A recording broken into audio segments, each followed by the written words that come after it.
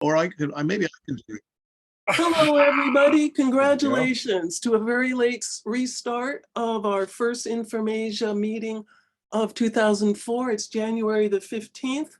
My New Year's resolution is to get the Information website up and fully functional over my winter break, so by April. With that, let me introduce our speaker tonight, Charles DeWolf, who will give us a riveting talk comparing Genji Monogatari and Dante. All right, with that, Charles, please go. Oh, may I begin where I left off? Okay. All right. So I explained that I first met Dante as a teenager. I can't say that I read him very well, and it was all a bit off-putting. But I think I began here with Chaucer, who very early on encountered not Dante himself, but he was on the continent. He of course was a French speaker, and he knew Italian too. So he read Dante and makes this remark about him. Among the 17 woeful stories recounted by the monk is one of Ugolino of Pisa, who as punishment for treason is left to languish in prison and there to starve to death, together with 2 sons and 2 grandsons. The episode ends with the word cited above. Actually, it's the next section. Number 2. Can you Oh, sorry. Hang on, just a minute. Sorry. You wanted to go down? Yes, I don't know if I can I do that, or? No, I do that. Okay, you do that. All right. Yeah. Yes. So this Okay. is, so we meet him at the beginning of the Canto 33 of the Inferno. I don't have this in my text, but it's interesting to note that there's an archbishop here. So even though Dante was on the papal side, he wasn't. He had nothing against putting various prelates in the Inferno. This encounter between the living and the dead, and damned or at least languishing, will of course remind us of many other dramatic incidents. There is the ghost of Hamlet's father, presumably in purgatory, not to mention old Jacob Marley. And then there is Hamlet's well-known line from the soliloquy, "Who would these fardels bear to grunt and sweat under a weary life, but that the dread of something after death, the undiscovered country, from whose bourne no traveler returns." One would be forgiven for seeing in this an echo of Guido da Montefeltro, who tells Dante in Canto 27 of the Inferno, in effect, "I shall speak to you knowing that no one will be reporting whatever I see to the world of the living, as no one once here ever returns." By the way, there is, of course, irony here, because the addressee Dante has obviously returned to the world of the living and the dead and is making his report. One may be reminded of what I have long taken to be the wry beginning of the 2nd chapter of the Genji, which tells us that the protagonist endeavored to conduct himself or at least appear to conduct himself properly, lest the story we are about to tell be made known. It's very confusing, that beginning, but I think it's quite tongue-in-cheek. Could you do the next one? So the famous line, I would think the most famous line in all of Dante's work is "Lasciate ogni speranza voi che entrate," all hope abandon ye who enter. So someone seeing a cartoon like this would immediately meant people would. By the way, you can see that I stole this.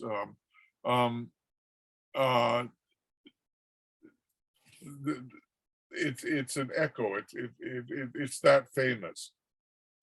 We must, of course, distinguish between broadly shared ideas and visions on the one hand, and direct and conscious influence on the other. There are again many examples in literature of phantoms appearing to meet and often remonstrate with the living. Though necromancy is forbidden by the Torah, King Saul in desperation summons the spirit of the prophet Samuel to learn his fate. In the tale of Genji, the protagonist encounters his father and then later his stepmother, Lady Fujitsubo, in dreams that the reader may take, and in fact is encouraged to take, to be no less real than Hamlet's experience. In chapter 12, Genji, exiled on the coast of Suma, is told by the spirit of his father to depart. The next day, an old man arrives with a boat, explaining that in a dream he has been ordered to do so. Sounds almost biblical. At the end of chapter 20, which I have translated as the bellflower, Genji is lying restlessly abed, and that's in the next. Could you scroll down a bit? That trying to save time by next one. Yeah. So he's retired for the night, and he encounters Lady Fujitsubo, his father's consort, but also Genji's lover, and she tells him, "You said that naught would be revealed, yet now there is no hiding of our shame." She has given birth to their son, who becomes the emperor. "How I resent the suffering you are causing me." The shame to which Fujitsubo refers is to the quasi-incestuous relationship that she has had with Genji, resulting in the birth of a child who eventually becomes emperor. Unlike Shakespeare, who knew of fair Verona only from what he learned in his native England, John Milton journeyed to Italy, where he spent time in Dante's beloved Florence and was quite familiar with the Italian language. Dour Puritan though he was, with theological views quite at odds with those of medieval Italy, he clearly draws on Dante in Paradise Lost. Still restricting myself to the English-speaking world, I shall now skip forward to the late 18th and early 19th centuries, when again, despite linguistic and religious differences, Dante was both discovered and rediscovered. The first full translation of La Divina Commedia was published at personal expense by the clergyman Henry Francis Carey in 1814.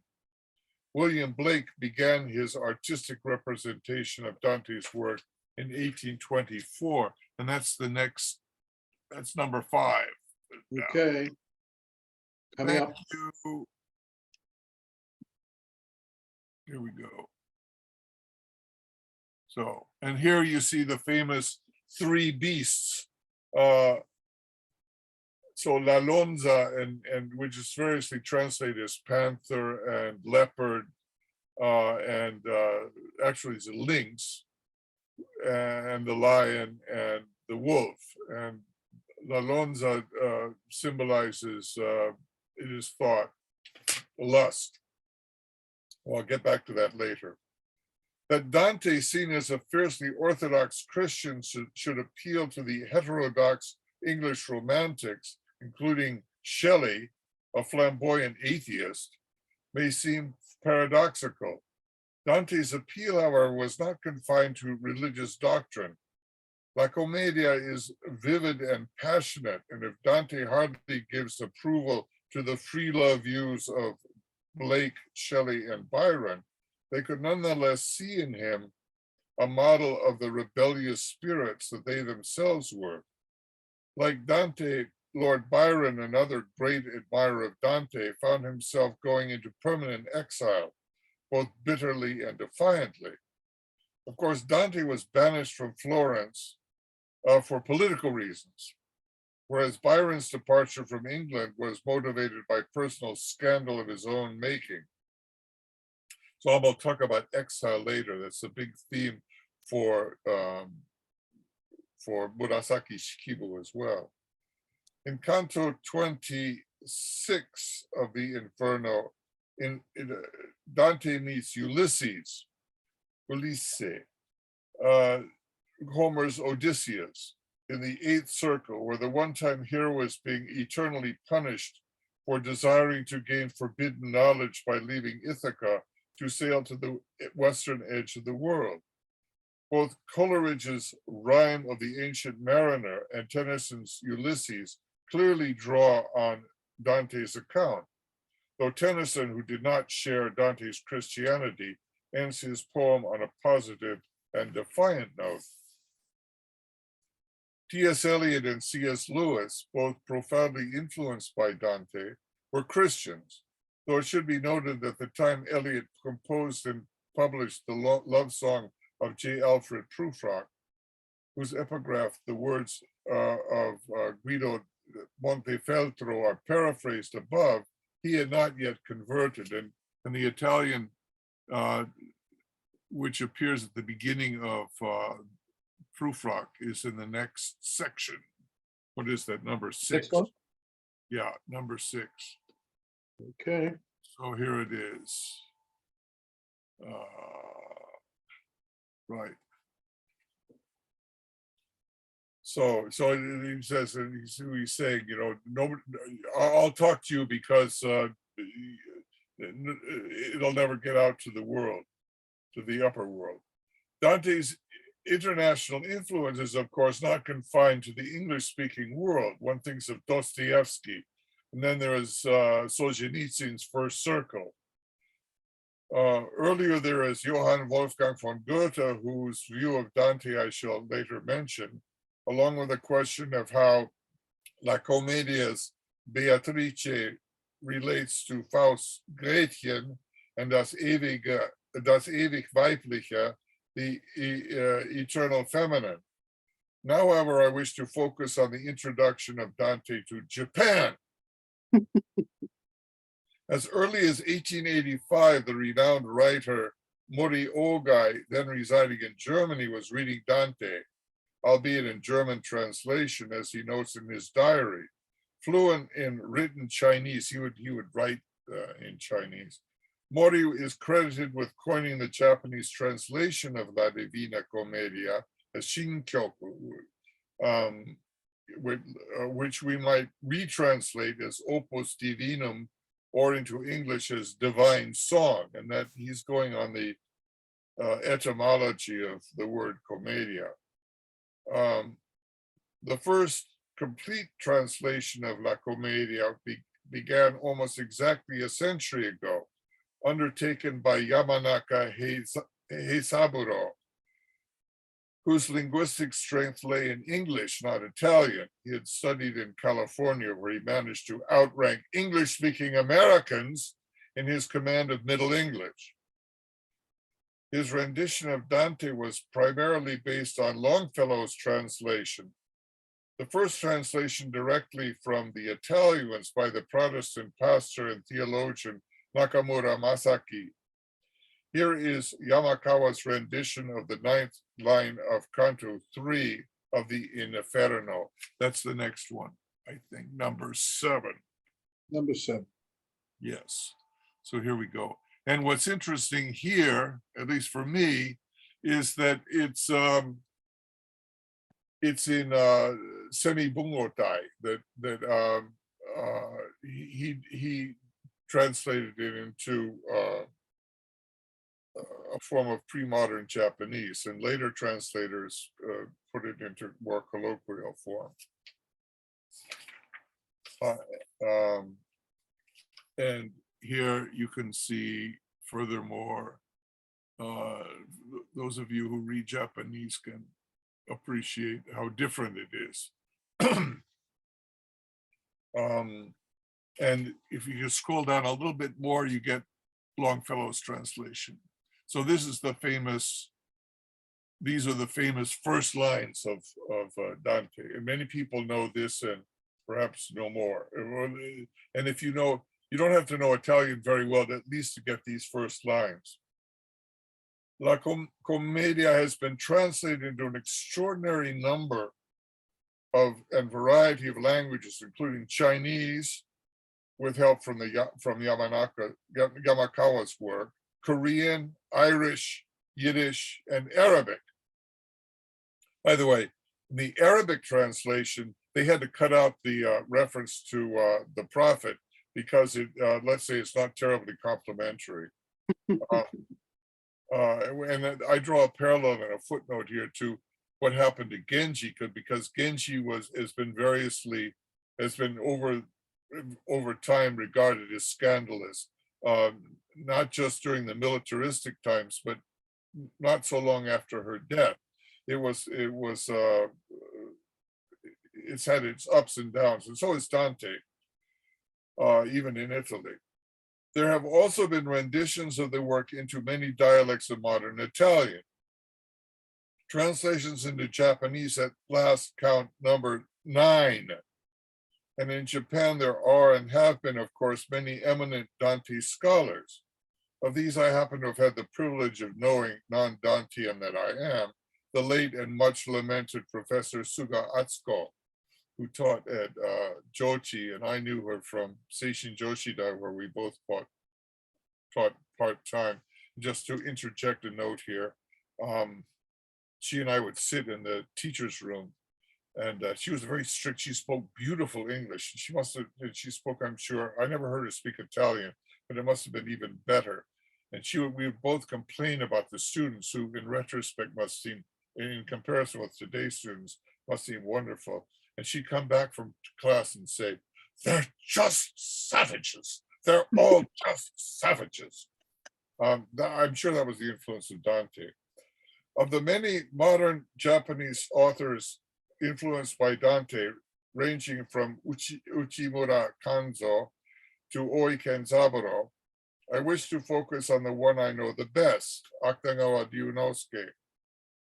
Though the range of his reading is astonishing, including the Chinese classics in both classical Japanese and Occidental literature, he seems to have been, in regard to Dante, what I would call inferno-centric, perhaps as much to do with his gloomily earnest personality as with his philosophical views. My admittedly quite unscholarly guess is that if he showed little or no interest in the Genji, in stark contrast to his senior classmate at the University of Tokyo, Tanizaki Junichiro, who translated the work into modern Japanese not once but twice, it was because the tale may have seemed to him to be unbearably cheery. It is not that Dante is without warnings of retribution for sin and folly. I'll talk about that later. The protagonist being, one may certainly contend, a tragic figure, but there is none of the sheer grimness that one encounters in the Buddhist tales of Akutagawa's beloved Konjaku Monogatari, of which I previously spoken. Sino-Japanese Jingoku, literally earth judgment or earth sin, is the translation of the Indic, in this case specifically Buddhist term naraka. It occurs in the Konjaku tales, for example, in the retelling of the famous Rabbit in the Moon story, but is absent in the Genji. In chapter 34, the elder daughter of the late 8th prince of the Genji dismisses the thought that her father might be dragged off to the nether regions for the sin of excessive parental affection. Surely he will not sink to the bottom of the sinful depths, is how I translate it. So what my point here is that hell is often mentioned in the Genji, and even more so in Konjaku, but it's a little bit like shogi. You can always come back. It's not the end of the world. In chapter 18, Matsuzake, Wind in the Pines, the pious father of Genji's mistress, the lady of Akashi, whose grandson will one day be made emperor, tells his son-in-law of sorts, and this is number 8. Can you go down a bit?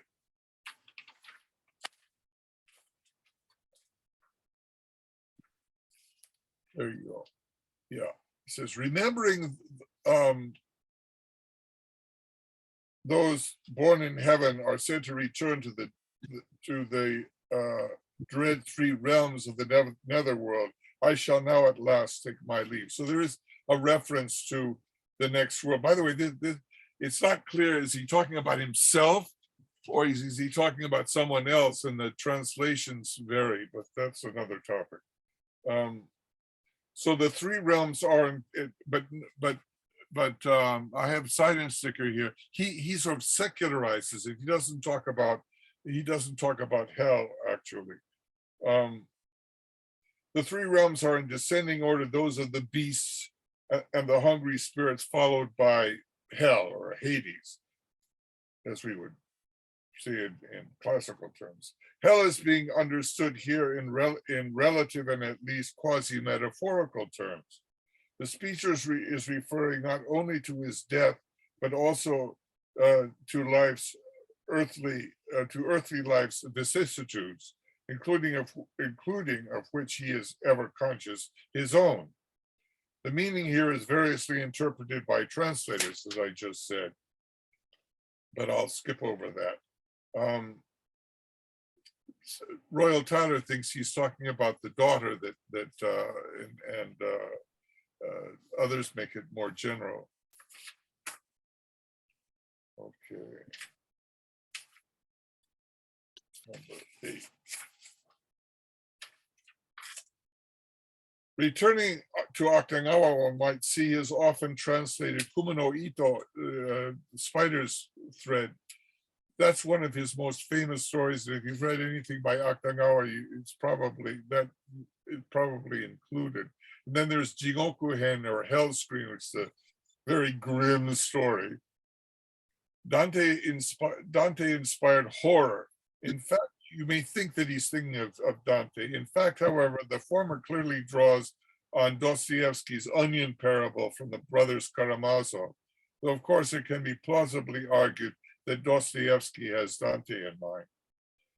The latter may remind us more of Edgar Allan Poe, whom Akutagawa both greatly admired and translated. So, by the way, Baudelaire, who was also a rather gloomy person, also translated Edgar Allan Poe. And probably the Poe poem that everybody knows, or in the English-speaking world, or especially in America, is The Raven. And The Raven clearly, I think, echoes themes from Dante. And then number 9, you see an excerpt from Akutagawa's last work, which is Donald Keene calls it his masterpiece. He's not terribly fond of Akutagawa, but he does think that that's a wonderful work. And here Akutagawa cites Dante, and this is an illustration from William Blake's work. So these are people who have taken their own lives, and that and Akutagawa was haunted by that because he himself was contemplating putting an end to it all. And then 10. I'm running out of time, so let's skip to 10. So, and here is Pietro delle Vigne, who allegedly took his own life, but may not have. So he is placed. He was a loyal servant of Frederick II, but wound up in, like so many people, in bad straits. This is an important point for me. In Dante's view, the body and the soul are one, and to do harm to the former is to commit a most grievous sin against the creator of both. Again, we see a stark contrast to the perspective of the Genji. In chapter 47, previously mentioned, the elder daughter of the 8th prince is so distraught at having failed to prevent her younger sister's seduction by Genji's grandson, known by the sobriquet Nio, that she starves herself to death. Lest we think we are tempted to dismiss her as a particularly neurotic Ophelia, we must also think of the distinct death wish on the part of the Akashi princess's grandfather, who, when we last hear of him in chapter 34, is preparing to go off into the mountains to leave what he calls his useless body for the bears and the wolves. And I talked about that last year a bit. He's an ascetic, but at the same time very ambitious for his offspring. But it is clear that Japanese interest in Dante may be attributed both to an affinity for Occidental culture in general and for Christianity in particular. Such an explanation will not suffice.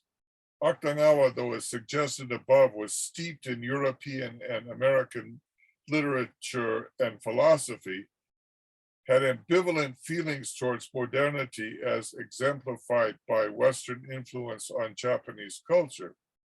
In what I consider to be one of Akutagawa's best stories, one that I've translated in English as An Enlightened Husband, Viscount Honda, the story's secondary narrative, recounts the following exchange between himself and his friend Miura, and that's number 11 here. And I want to read the last line of the citation here. Very Akutagawa.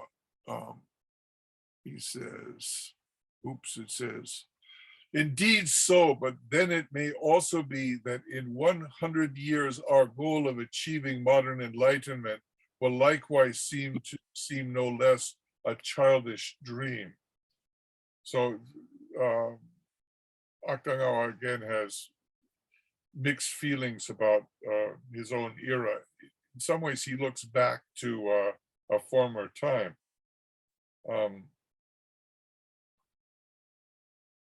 And then the next section, this shows the ambivalence that Akutagawa had towards Christianity. He wasn't indifferent, he was very interested, and that made it all the more complicated. And he, of course, famously died with the Bible at his bedside. I've gone into some detail here in order to examine the question of how the West, first with the English-speaking world, came to appreciate classical Japanese literature, specifically the Genji. Here we might begin by saying that initially it decidedly did not, as can be seen in the following comments from 1890. And let me just read this. I did not include this in the notes because I want you to guess as to who says this. Sum total, what Japanese literature most lacks is genius. It lacks thought, logical grasp, depth, breadth, and many-sidedness.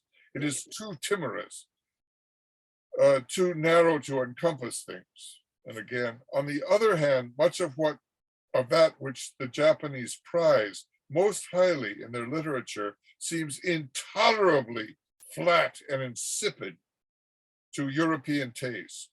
The romances, most of them, are every bit as dull as the histories, though in another way, the histories are too curt, the romances too long-winded. If the authoress of the Genji Monogatari, though lauded to the skies by her compatriots, had been branded by Georges Bousquet as cette ennuyeuse scuderie japonaise, she surely deserves it. Can anyone guess who said that? Robert, do you have any guess? At first, I thought Mishima, but because he said things like that about other No, writers. no, in English, somebody, it was an English speaker who said this. I don't know. Chamberlain. Uh, Does that make sense? Chamberlain didn't really like anything that happened after 1100 AD, I think. Well, but he didn't, Great fun. he didn't really like the Genji either. So it's Oh, yeah, sorry. I'm just skipping ahead because I don't want to keep you forever, but it's Arthur Whaley who turned on Chamberlain. He didn't like, perhaps it was, I don't know which, it's a chicken and egg question, but Arthur Whaley had very much the opposite view. He could also be quite condescending, but he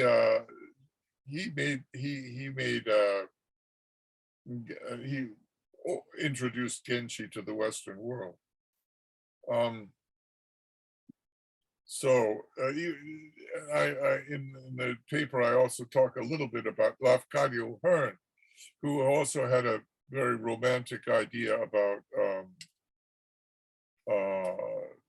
Japan. And I don't want to psychoanalyze them. You could say Hearn was turning against his own background in a way, against his childhood Catholicism. Arthur Whaley, who was German Jewish or was agnostic, and he felt at the same time, having grown up in Britain, he always felt that he was an outsider, and even though he never came to Japan, he saw Japan as the wonderful other. Okay, Charles, you've got about 10 more minutes. Okay. And I'm about halfway through. So what I want to do, I'll skip ahead. I wanted to talk about language a bit. The classical Japanese, of course, is early middle Japanese. It's not impossible. I don't think it's terribly difficult to read unless you're reading the Genji. And the Genji is particularly difficult. And it winds up being a vicious circle, so that no one, only very strange people want to read it really in the original. And teachers therefore spend all their time going over grammatical minutia. So people don't really appreciate the work. Whereas even people like me can sort of read Dante in the original, because it's not all that different from modern Italian. And so people read the whole thing, or at least huge excerpts of it. And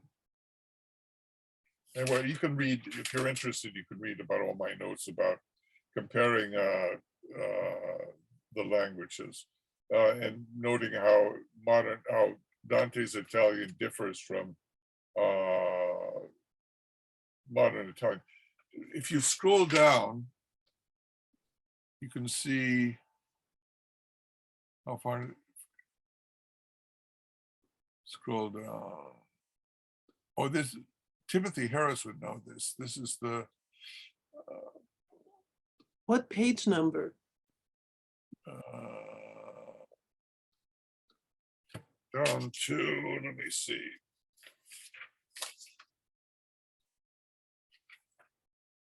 Just keep going.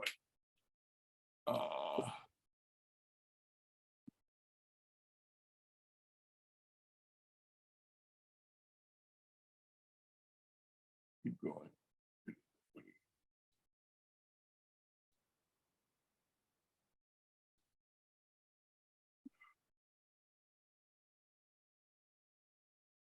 EMJ, early modern Japanese. This is, by the way, this is, stop here. This is the beginning of the Inferno translated into Latin by Karl Wittwer back in the 19th century. This shows a really Hennashumi. Wow. And keep going, keep going. Keep going. This is, I've marked this in color. Stop here. This shows these are the beginning lines. It shows how different it is from Latin, but also how different from modern Italian. Not all that different. Stop here, stop here, stop here. Can you stop there? Yeah, So you can read this for yourself. The word in green is not even of Latin origin. It's d'origine gauloise. It's of Gallic origin, and the word trouver. If you're a French speaker, you know trouver, and trovare in Italian, or ritrovare, and that's taken from popular Latin. A classical speaker or speaker of classical Latin wouldn't have understood it. And the most interesting word for me here is smarrita, which actually comes from Germanic, and Dante uses it more than once. It means stuck, or so it's it ends the line here. He finds himself in a bad way, and it's related to English mar, to damage something. And the S here is originally a prefix related to X, so it's obviously a mixed word. So I've got what, 5 minutes left? About, yeah. Okay, well let me just read the last part. So I want to conclude by What page number? No, there are no more page numbers. You can Okay. It's not relevant here. Or wait a minute, maybe 24. You can skip down to 24. Oh boy, let me stop here. This is the famous, the cat escapes, and this is the beginning of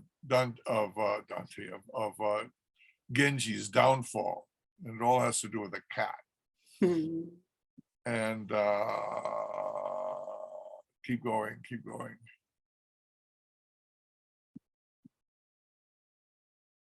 Here, I think, stop here is what I wanted to show is a contrast between a kind of these are Sisyphus-like characters who are pushing rocks up a hill, and then you have little servant girls rolling a snowball in Genji. So Genji seems very happy-go-lucky, although it really isn't.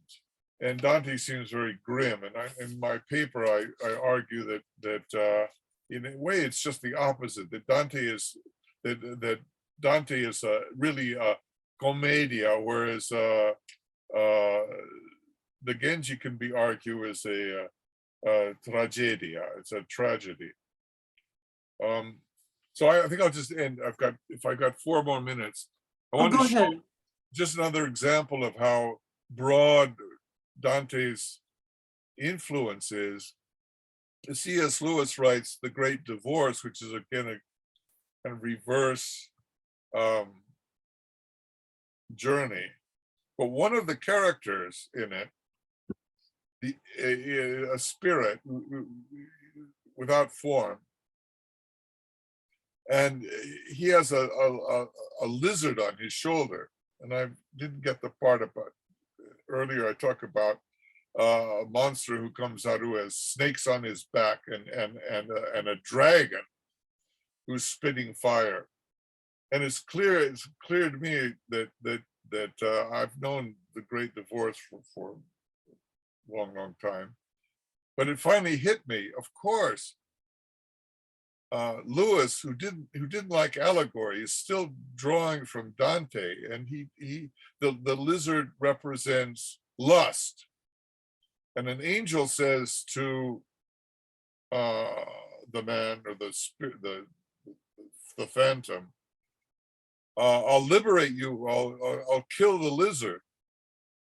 But the man is afraid, and the lizard argues, "Oh, don't kill me, or you'll be miserable without me." But he finally submits, and the lizard, the dead lizard, turns into a horse, magnificent stallion, which the man rides off into heaven.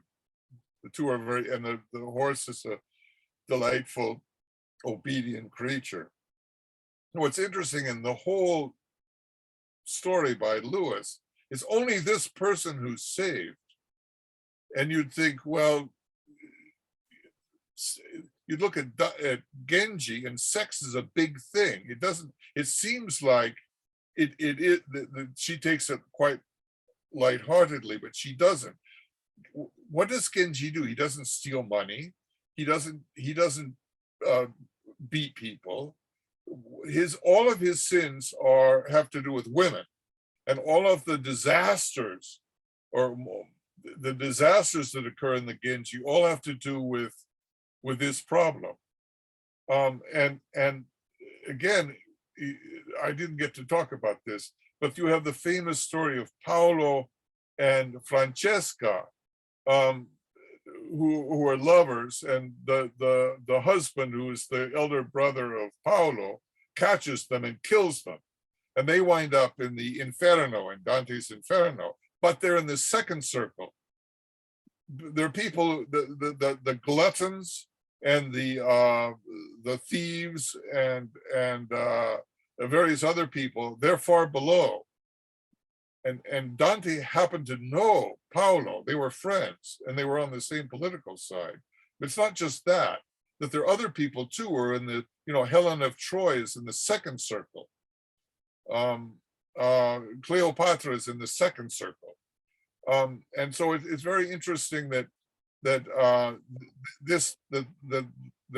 it's not contrary to what a lot of people think, that the people at the bottom of hell are not those who have engaged in what Americans have come to call inappropriate relationships. Anyway, that to me was a very interesting thing, which and I'll conclude with this, that Dante, of course, ends with Il Paradiso, where he has a vision of heaven. And Genji ends the way so much of Japanese fiction ends, up in the air. We don't know why Murasaki Shikibu ends it that way. Maybe she just died, or maybe she decided to stop writing, or perhaps some of it's been lost. We'll never know. I still think we can enjoy it, and I say, well, you could say, on the other hand, I said that Dante's work ends like a Western symphony, boom, boom, boom, boom, boom. But in fact, it doesn't. It leaves us, in a way, it leaves us with a mystery too, because here you can hear it here at the end. You see this. It's a mystery, and he says himself in all humility that he doesn't claim to understand it. So, but at the end it says, in English, the love which moves the sun and the other stars. Now, that I would, as much as I love the Genji, that's lacking. The Genji himself, even though he's learned from losing Murasaki, what a fool he's been, he still says, well, you shouldn't be too much attached to this world. Whereas I think Dante is saying, Dante may seem like a prude, but in fact he isn't. That this is, I think, a wonderful last line you can read in Italian if you scroll down. Oh, just a minute. Can you see it? A little bit of it. L'amor che muove il sole e l'altre stelle. Okay, thank you very much. Okay. Okay, Charles, we don't have any questions in the chat, so I'm just opening up to discussion for whatever people would like to say. Does anybody want to say anything? Sorry, may I say something? Please. I was just trying to write something in the chat, but I think that's absolutely amazing, that thing that you've ended with. that the fact that in some ways Genji is more of a cautionary tale, that you should behave appropriately to people of the opposite sex if you want to have a happy life. Whereas, you know, because my image of Dante and Inferno is that it's full of morals and full of judgments on others. Whereas I think what you're actually saying is that in reality, it's Murasaki that is the judgmental one. Yes, yeah. I mean, I didn't.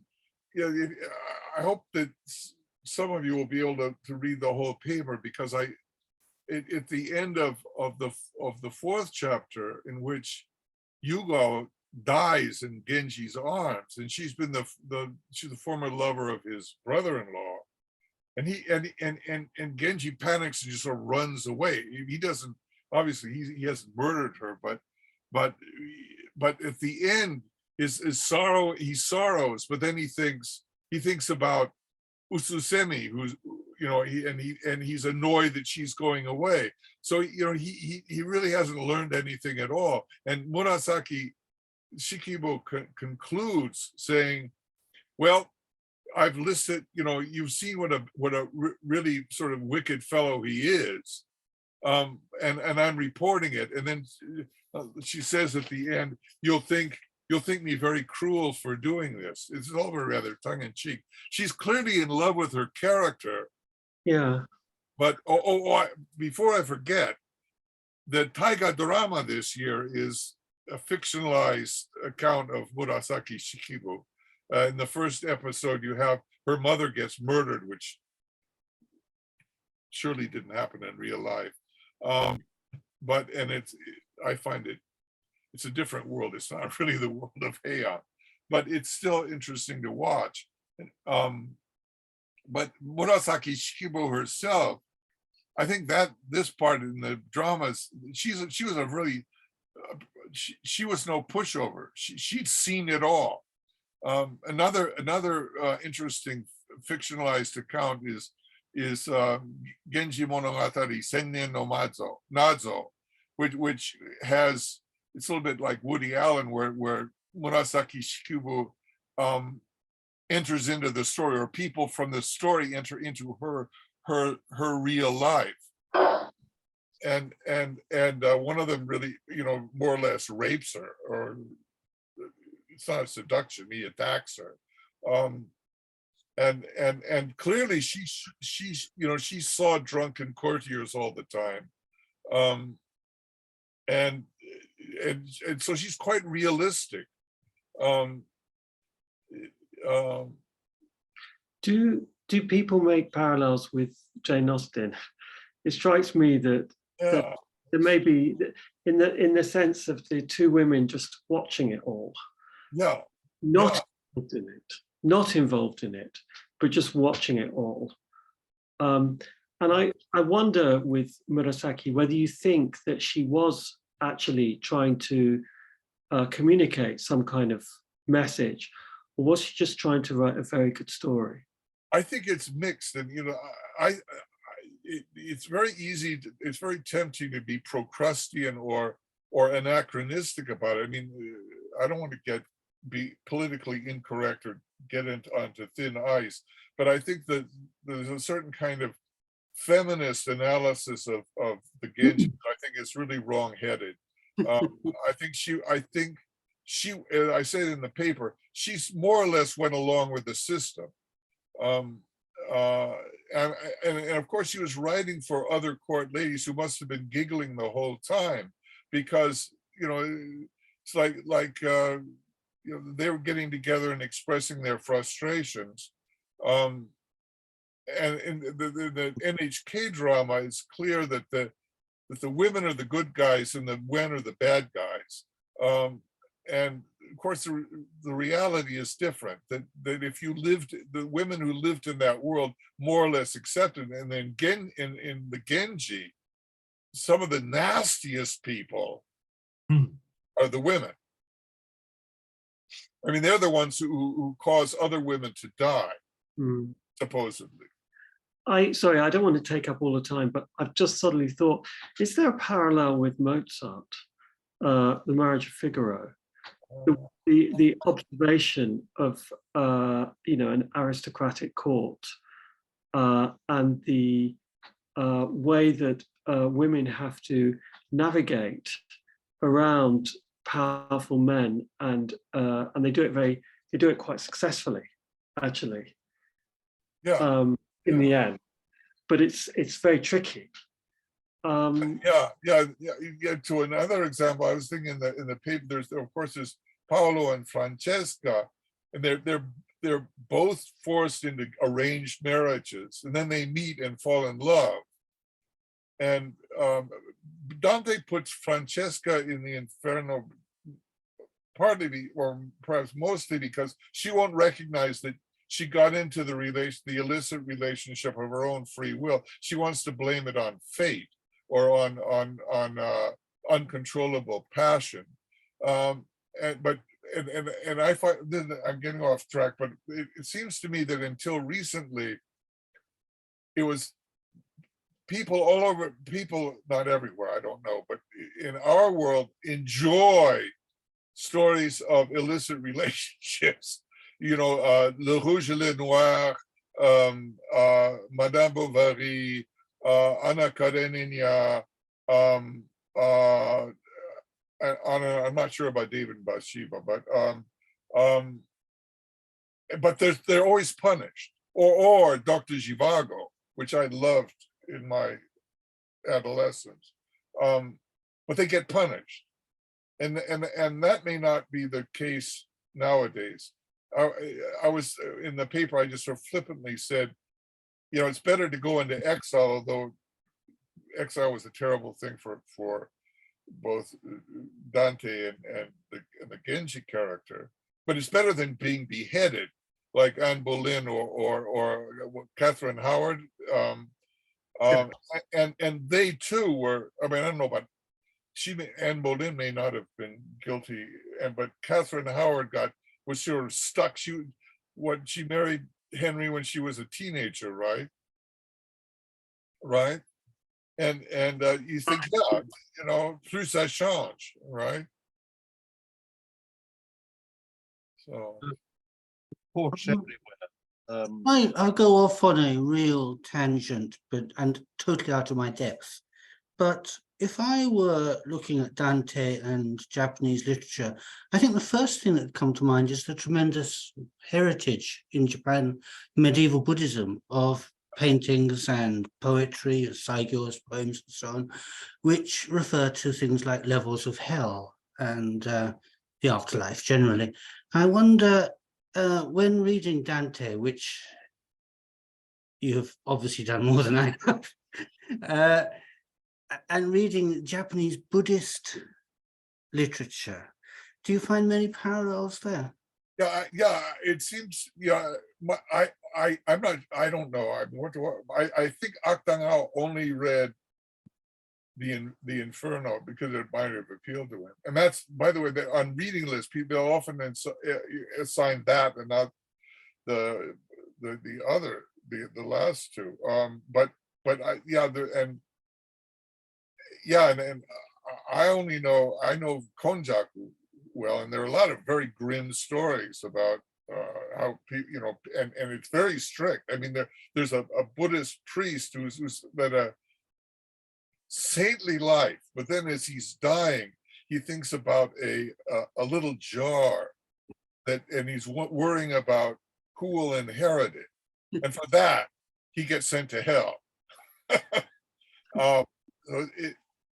And they're very grim descriptions of it. Isn't that right? You can't be too careful. Yeah, right. Right. But yeah, I guess the difference is that in Buddhist hell, you can get out, right? You can be the famous story of the rabbit in the moon story. That the animals there they've led terrible lives and they've been reborn as animals, but they can move up in the world, and they want to, so they try to be good. Whereas, you know, Dante doesn't offer that alternative. Even Virgil can't get out. But my guess is that, you know, it seems to me that Dante appealed not just to Japanese who converted to Christianity. I mean, Suga Atsuko sensei was a very devout Catholic, but not every Dante scholar is Catholic. It would be very interesting to know how many devout Buddhists are interested in Dante. Okay, any other thoughts to share here? You asked me about Tetzarima earlier, and Petrarca and Boccaccio Yes. all used it generally for shorter poems, and Ariosto and people like that used it for satirical poems. And then Dante took it up to write a really long. Oh, okay. Oh, right. Yeah, and Petrarch didn't like Dante, as I remember. They didn't seem to get on. And but by the way, Dante was also accused, or he had a reputation of having had sexual adventures. Yes. That maybe he was sort of rather wise to stick the sexual adventurers in the second circle of hell. Yeah, he was giving himself a break. Yeah, well, yeah, somebody has written that he struggled. He wasn't smug about it. That he tries to reconcile the erotic with or the human side of sexuality with the longing for the divine. Whereas I think one of the faults in Genji, if I may be so bold, is that you enjoy the sensual, you enjoy appetites, and then you leave the world. So it's all negative. Whereas I think Dante tries to reconcile. And I have a question for Tim. What does the last line of the 4 quartets mean? And the fire and the rose are one. I don't know.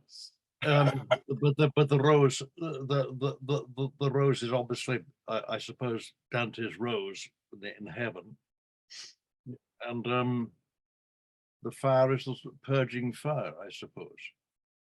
Or when I first read it, I thought it's being and becoming, or you know, but that's clearly too abstract. But perhaps fire is also passion, or but it's the great reconciliation. I think that's very, very much the theme of Dante. That Dante, for all the gloom in his work, and he, you know, the portrayals of, he always looks very unhappy. One of the points I make is Goethe apparently didn't like Dante, even though Goethe famously went to Italy.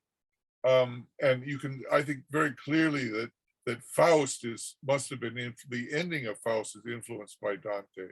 It's the same kind of hope.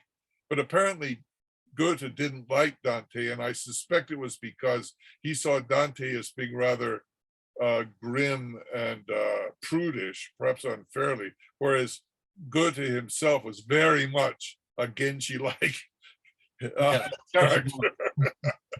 I mean, he went off to Italy to get away from Frau von Stein, and he's sort of in exile, in disgrace. And Genji is very much the same way, that he has an affair, he gets caught, and that obliges him to go off into exile.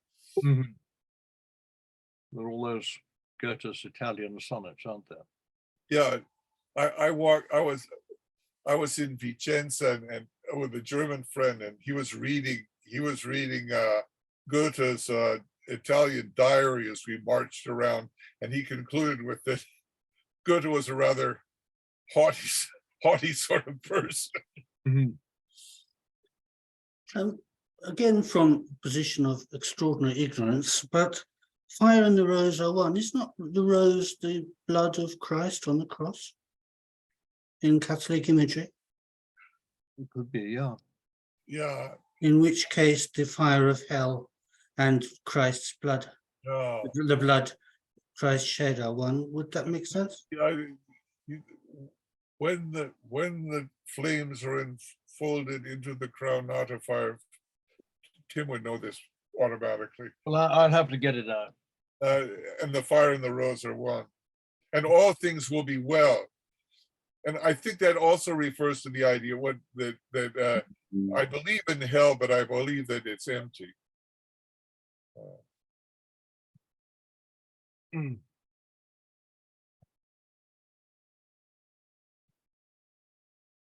I'd rather suspect the fire is the purgatorial fire. Yeah. Oh, yeah. Oh, I got his play. Oh, no, it's actually.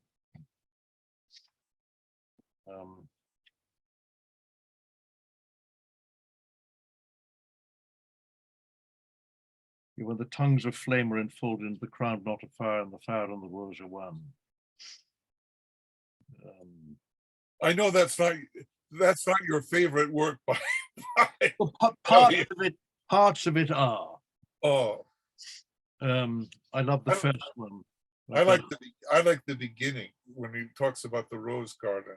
Yeah, yes, and parts of Little Gidding, the very Dantesque part, and the uncertain hour before the morning, near the ending of interminable night. But I mean, the fire is very, very.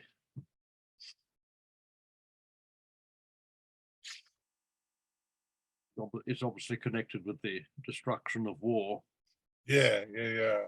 The intolerable shirt of flame which human power cannot remove. And love. I mean, as Dante says, the whole universe is, as it were, managed by love. And that includes hell, the flames of hell, and also the flames of purgatory.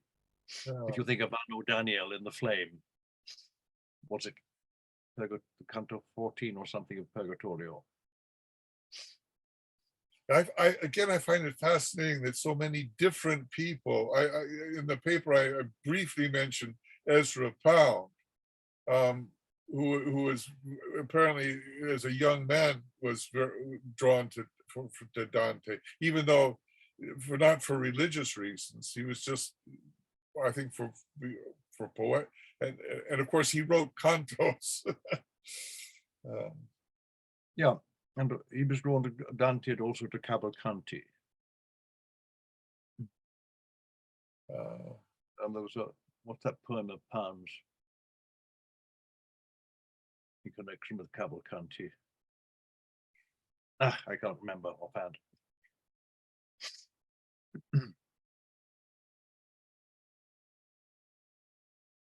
But I think what Pound, I think, took from Dante was basically the. I mean, Dante writes very, very clearly and in the common language, and that was important to Pound for getting away from the sort of kind of poetic diction of them, particularly of the 19th century. Yeah. Oh, yes. I was reading about that. Right. And of course, by the way, are there? This is, but Ezra Pound, of course, cut down the wasteland by half. Was it? Yes, he did a very good job, I think. Yeah. Emilio Fabro.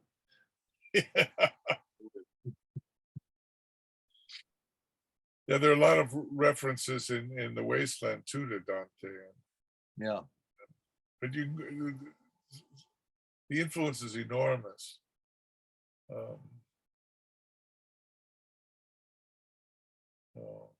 And of course, the influence of Genji is also great too. So there are parodies of it. Everyone is forced to read excerpts at least of it.